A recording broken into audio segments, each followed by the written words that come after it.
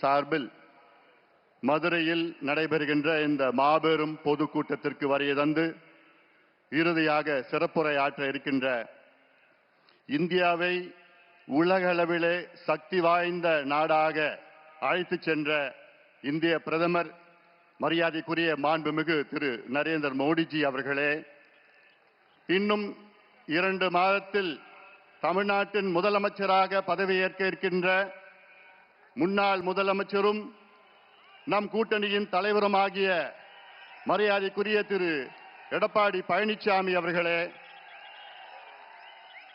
மத்திய அமைச்சர் பெருமக்களே, நண்பர் நயினார் நாகேந்திரன் அவர்களே, நண்பர் டிடிவி தினகரன் அவர்களே, நண்பர் ஜி.கே. வாசன் அவர்களே, மேடையில் இருக்கின்ற அனைத்து கூட்டணி கட்சியின் தலைவர்களை வணங்கி இந்த கூட்டம் வெற்றி பெறக்கூடாது என்று ஸ்டாலின் அவர்களுடைய அரசு, திமுக அரசு எத்தனை சூழ்ச்சி செய்தாலும் நிச்சயமாக இந்த கூட்டம் வெற்றி பெற்று இருக்கிறது.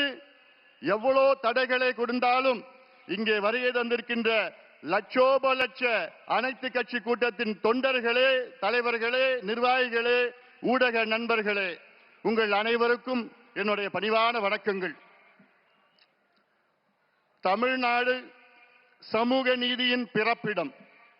ஆம், தமிழ்நாடு சமூக நீதியின் பிறப்பிடம். ஆனால் கடந்த 5 ஆண்டு காலத்தில் இந்த திமுக அரசு சமூக நீதியை 100 அடி ஆழமான பள்ளத்தை தோண்டி அதில் முழுமையாக புதைத்து விட்டது. அதற்கு தமிழக மக்கள் நிச்சயமாக முதலமைச்சர் ஸ்டாலின் அவர்களை ஒருபொழுதும் மன்னிக்க மாட்டார்கள். மாறாக கடந்த 6 ஆண்டு காலத்தில் இந்திய அளவிலே சமூக நீதியில் 3 பெரிய சாதனைகளை செய்திருக்கின்றார் நம்முடைய பாரத பிரதமர் மரியாதைக்குரிய நரேந்திர மோடிஜி அவர்கள். ஒன்று, இதுவரை சுதந்திர இந்தியாவிலே முதல் முறையாக இந்திய அளவில் சாதிவாரி கணக்கெடுப்பு நடத்துவோம் என்று அறிவிப்பை வெளியிட்டு இந்த ஆண்டிலிருந்து இந்தியா முழுவதும் சாதிவாரி கணக்கெடுப்பு நடைபெற இருக்கிறது. கடைசியாக இந்தியாவிலே சாதிவாரி கணக்கெடுப்பு நடத்தியது வெள்ளையர்கள் காலத்தில் 1931 95 ஆண்டு காலத்திற்கு முன்பு நடைபெற்றது. அந்த பழமையான தரவுகளை வைத்துத்தான் இந்தியா முழுவதும் இடஒதுக்கீடு நடைபெற்று வருகிறது. அதை மாற்றி அமைத்து நவீனமான ஒரு இந்திய அளவிலே சாதிவாரி கணக்கெடுப்பு நடத்துவோம் என்று அறிவித்த பிரதமர் நரேந்திர மோடிஜி அவர்களுக்கு எங்களுடைய பணிவான நன்றிகளை தெரிவிக்கின்றோம். இரண்டாவது சாதனை, தேசிய பிற்படுத்தப்பட்ட ஆணையத்திற்கு அரசியல் சாசன அங்கீகாரத்தை கொடுத்தவர் நம்முடைய இந்திய பிரதமர் மரியாதைக்குரிய திரு நரேந்திர மோடிஜி அவர்கள். Yes, he has given constitutional status to the National Backward Class Commission. இது 25 ஆண்டு கால கோரிக்கை. அதை நிறைவேற்றியிருக்கின்றார் நம்முடைய பிரதமர் அவர்கள். மூன்றாவது, ரோஹிணி ஆணையத்தை உருவாக்கி இந்திய இதர பிற்படுத்தப்பட்ட மக்கள் ஓபிசி மக்களுக்கு 27 விழுக்காடு இடஒதுக்கீட்டிலே வேற்றுமைகளை கண்டறிந்து அதை அகற்றுகின்ற ஒரு முயற்சியில் ஈடுபட்டிருக்கின்றார் நம்முடைய பிரதமர் அவர்கள். ரோஹிணி ஆணையத்தை அமைத்த பிறகு அதில் ஒரு மிக முக்கியமான ஒரு கண்டுபிடிப்பு, இந்திய அளவிலே ஓபிசி 27 விழுக்காட்டு இடஒதுக்கீட்டிலே கிட்டத்தட்ட 2633 சமூகங்கள் இருக்கிறது. அதில் 10 சமூகங்கள் 25 விழுக்காடு இடங்களை தட்டி செல்கிறார்கள். 38 சமூகங்கள் இன்னொரு 25 விழுக்காடு இடஒதுக்கீடை தட்டி செல்கிறார்கள். இன்னொரு 102 சமூகங்கள் இன்னொரு 25 விழுக்காடு இடஒதுக்கீடை தட்டி செல்கிறார்கள். இன்னொரு 506 சமூகங்கள் 22.5 விழுக்காடு இடஒதுக்கீடை தட்டி செல்கிறார்கள்.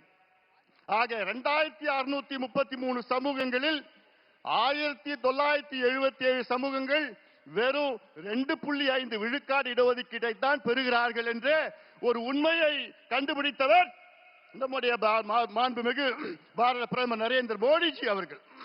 அதை கண்டுபிடித்து அதை சரி செய்கின்ற ஒரு முயற்சியில் இருக்கின்றார்கள். உண்மையிலே சமூக நீதி என்றால் நம்முடைய மாண்புமிகு பாரத பிரதமர் நரேந்திர மோடிஜி அவர்கள்தான்.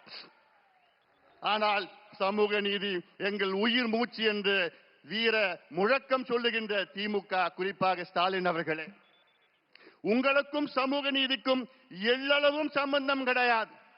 உங்களுக்கும் சமூக நீதிக்கும் என்ன சம்பந்தம் இருக்கிறது? இன்னும் சொல்ல போனால் இந்தியாவிலே, சுதந்திர இந்தியாவிலே முதல் முறையாக ஒரு மாநிலத்தில் சாதிவாரி கணக்கெடுப்பு நடத்தி தரவுகளை வெளியிட்டு அதற்கு ஏற்ப சமூக திட்டங்களை வழங்கி இடஒதுக்கீடை உயர்த்தியது பிஜேபி ஆளுகின்ற மாநிலம் பீகார். நினைத்து பாருங்க. உண்மையிலே சுதந்திர இந்தியாவிலே முதலாக நடந்தது பீகார். ஆனால் சமூக நீதியின் பிறப்பிடம் தமிழ்நாட்டிலே அது நடைபெற்று இருக்க வேண்டும். கடந்த 5 ஆண்டு காலத்திலே ஸ்டாலின் அவர்களே எத்தனை முறை நாங்கள் கேட்டோம், கணக்கெடுப்பு நடத்துங்கள், கணக்கெடுப்பு நடத்துங்கள். இந்த கணக்கெடுப்பு ஏதோ சாதிவாரி கணக்கெடுப்பு இல்ல. உங்களுக்கு அந்த சாதி பேரை பிடிக்கலன்னா அது சமூக நீதி கணக்குன்னு நீ வச்சுக்கீங்க, பொருளாதார கணக்கு, ஏதோ ஒரு கணக்கு வேணும். அந்த கணக்கு தான் பீகாரிலே நடத்தி, அந்த பீகாரிலே அங்கே 97 லட்சம் குடும்பங்கள் 6000 ரூபாய்க்கு குறைவான வருமானம் பெறுகிறார்கள். அந்த 96 லட்சம் குடும்பங்களுக்கு அந்த அரசு 2 லட்சம் ரூபாய் ஒதுக்கீடு செய்து அவர்களுடைய குடும்ப வளர்ச்சிக்காக செய்திருக்கிறது. இதுதான் உண்மையான சமூக நீதி. இதே கணக்கெடுப்பில் பீகாரிலே 67 லட்சம் குடும்பங்களுக்கு சொந்த வீடு இல்லை என்று அந்த 67 லட்சம் குடும்பங்களுக்கு வீடு கட்டி கொடுக்கிறார் அந்த பீகார் மாநில அரசு. இதான் உண்மையான சமூக நீதி. ஆனால் நான் கணக்கெடுக்க மாட்டேன், எந்த பிரச்சனையும் எனக்கு தெரிஞ்சு விருப்பம் இல்லை அப்படின்னு சொல்லுகின்ற ஒரு முதலமைச்சரை பார்த்திருக்கீங்களா? அதை விட மோசம், சட்டமன்றத்திற்குள் பொய் சொல்லுகின்ற ஒரு முதலமைச்சரை பார்த்திருக்கீங்களா? ஆம், தமிழ்நாட்டின் முதலமைச்சர் மு.க. ஸ்டாலின் அவர்கள் சட்டமன்றத்திற்குள்ளே எத்தனையோ முறை பொய் சொல்கிறார்கள். என்ன? எங்களுக்கு அதிகாரம் இல்லை என்று, கணக்கெடுப்பு நடத்துவதற்கு எங்களுக்கு அதிகாரம் இல்லை என்று. பிறகு எப்படி பீகார், தெலுங்கானா, ஆந்திரா, கர்நாடகா, ஒரிசா, ஜார்க்கண்ட் போன்ற மாநிலங்கள் எப்படி எடுத்தார்கள்? எந்த சட்டத்தின் கீழ் எடுத்தார்கள்? இந்தியன் ஸ்டாட்டிஸ்டிக்கல் ஆக்ட் 2008 படிதான் அத்தனை மாநிலங்களும் எடுத்தார்கள். அந்த சட்டத்தின் கீழ் தான் மத்திய அரசுக்கு அதிகாரம் இருக்கிறது, மாநில அரசுக்கு அதிகாரம் இருக்கிறது, ஏன் பஞ்சாயத்து தலைவர்களுக்கும் அதிகாரம் இருக்கிறது. நான் ஏன் இந்த கணக்கு சொல்றேன்னா, தமிழ்நாட்டின் மக்கள் தொகை 8 கோடி, 2 கோடி குடும்பம். அந்த 2 கோடி குடும்பம் எப்படி இருக்கிறாங்கன்னு தெரிஞ்சுக்கிட்டு கூட உங்களுக்கு மனசு இல்லையா?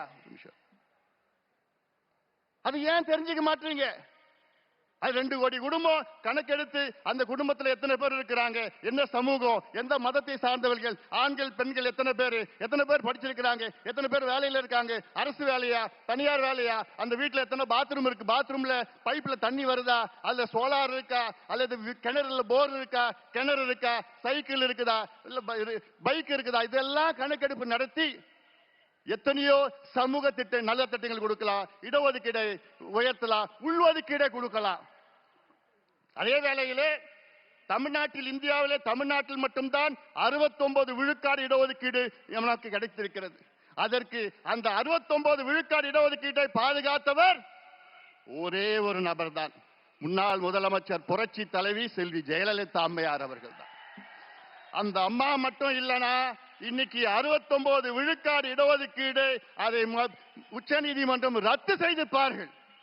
1993 தமிழ்நாட்டின் சிறப்பு இடஒதுக்கீடு சட்டத்தை, 69 விழுக்காடு இடஒதுக்கீடு சட்டத்தை மத்திய அரசை வலியுறுத்தி அரசியல் சாசன சட்ட திருத்தம், கான்ஸ்டிடியூஷனல் அமெண்ட்மெண்டை கொண்டு வந்து 9வது அட்டவணைகளை பாதுகாத்தவர் புரட்சி தலைவி ஜெயலலிதா அம்மையார் அவர்கள்.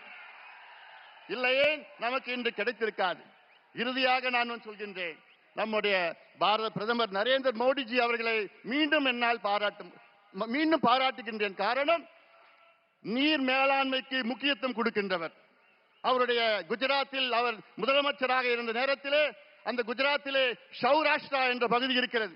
அது மிகவும் வறட்சியான பகுதி, குடிப்பதற்கு தண்ணீர் இல்லாத பகுதி. அந்த பகுதிக்கு அப்பொழுது ஒரு திட்டத்தை வகுத்து 12,000 கோடி ரூபாய் ஒதுக்கீடு செய்து அங்கே அந்த திட்டம் சௌராஷ்டிரா நர்மதா நீர் திட்டம் என்று அறிவித்து அந்த திட்டத்தை அந்த நீரை அந்த பகுதிக்கு கொண்டு சென்று இன்றைக்கு 11 மாவட்டங்கள் வளம் செழிக்க அந்த மாவட்டங்களை மாற்றி அமைச்சிருக்கின்றார் நம்முடைய நரேந்திர மோடிஜி அவர்கள். 10 லட்சம் ஏக்கர் அங்கே கூடுதலாக அங்கே விவசாயம் செய்து கொண்டிருக்கின்றார்கள் குஜராத்திலே. அப்படிப்பட்ட புரட்சி செய்திருக்கின்றார் நம்முடைய பாரத பிரதமர் நரேந்திர மோடிஜி அவர்கள். ஆனால் தமிழ்நாட்டிலே 60 ஆண்டு கால கோரிக்கை, உங்களுடைய கோரிக்கை, நம் கோரிக்கை, காவிரி குண்டார் திட்டத்தை நிறைவேற்றுங்கள் என்று. காவிரியிலே ஆண்டுதோறும் தண்ணீர் கடலுக்கு செல்கிறது. அது ஒரு 8 TMC நீரேற்று மூலமாக கொண்டு வந்து அந்த குண்டார் விருதுநகர் மாவட்டத்திலே குண்டாரில் இணைக்கின்ற திட்டம் தான் காவிரி குண்டார் திட்டம். அதிமுக ஆட்சி காலத்திலே 14,500 கோடி ரூபாய் அங்கே அறிவித்து அதற்கு அடிக்கல் நாட்டியவர் நம்முடைய முன்னாள் முதலமைச்சர், இன்னும் 2 மாதத்திலே முதலமைச்சராக வைக்கின்ற எடப்பாடி பழனிசாமி அவர்கள். ஆனால் அந்த திட்டத்தை கிடப்பிலே போட்டு விட்டார்கள். இது எவ்வளவு பெரிய துரோகம்! தென் மாவட்ட மக்களுக்கு இது மிகப்பெரிய துரோகமாக நான் பார்க்கின்றேன். இந்த திட்டத்தினால் கிட்டத்தட்ட கரூர், புதுக்கோட்டை, சிவகங்கை, ராமநாதபுரம், விருதுநகர் மாவட்டம் இதெல்லாம் 60 லட்சம் பேர் பயன்பெறுகின்ற இந்த திட்டம். 3 லட்சம் ஏக்கர் கூடுதலாக பாசனம் செய்கின்ற இந்த திட்டம். உங்க ஏரியெல்லாம் காவிரி தண்ணி வந்திருக்கும் இந்த திட்டம் நிறைவேற்றிருந்தா. ஆனா என்ன பண்ணிருக்காங்க தெரியுமா? வெறும் 8 கிலோமீட்டர் வாய்க்காலை வெட்டியிருக்காங்க. 8 kilometre, 262 kilometre. 262 கிலோமீட்டர் வெறும் 8 கிலோமீட்டர். வெக்கக்கேடியா, வெக்கக்கேடு. அந்த குண்டார் எங்க இருக்குதுன்னா நம்முடைய தமிழ்நாட்டின் நிதி அமைச்சர் நம்முடைய தங்கம் தென்னரசு அவர் தொகுதியில் இருக்கு, திருச்சியில் இருக்குது. அவர் தொகுதிக்கு கூட அந்த திட்டத்தை கொண்டு வர முடியல. இவங்களுக்கெல்லாம் நிர்வாக எதிர்க்கு. அதனால நான் கேட்கின்றேன், தமிழக மக்களே, ஆட்சி மாற்றத்தை கொண்டு வாருங்கள். மத்தியிலும் மாநிலம் இணக்கமான ஒரு சூழலை உருவாக்க வேண்டும்.